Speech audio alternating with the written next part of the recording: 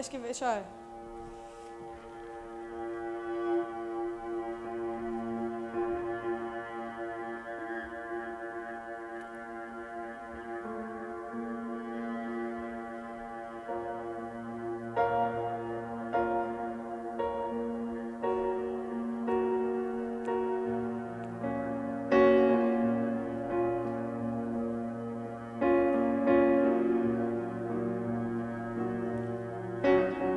Daddy is a soldier, son. Your daddy's gone to war.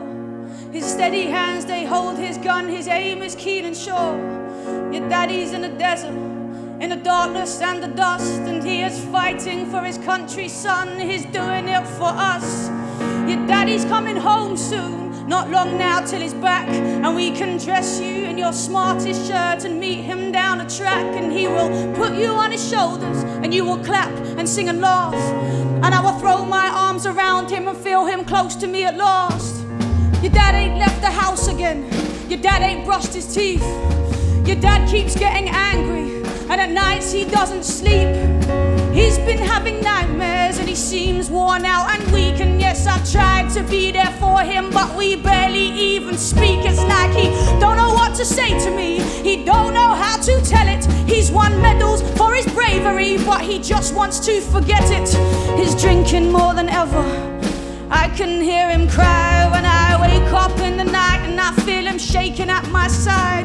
But he spoke to me at last, my son, he turned to me in tears, and I put my face real close to his, and I asked him what he feared. He said, it keeps getting nearer, it hasn't disappeared. He says, I see it even clearer, now the sand and smoke has cleared. There was a kid he got to know, young, just turned 18.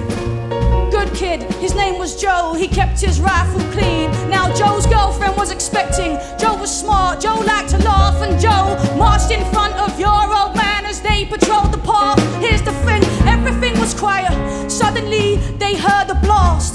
Then the man that marched in front of Joe was completely blown apart, and some shrapnel hit Joe in the face, gouged out both eyes at once. The last thing those eyes ever saw was the man in front, you know, was limbs and flesh and bone and blood ripped up and thrown around. After that, just blackness, blindness, the taste, the stink, the sound. And look, I tell you this, my son, because I know what you are like. As soon as you've grown old enough, you'll want to go and fight. In whatever battle needs you, you'll want to pledge your blood and bone. Not in the name of good or evil, but in the name of home. Your dad believes in what he fights for, he fights for you and I. But the men that send the armies in won't ever hear us cry.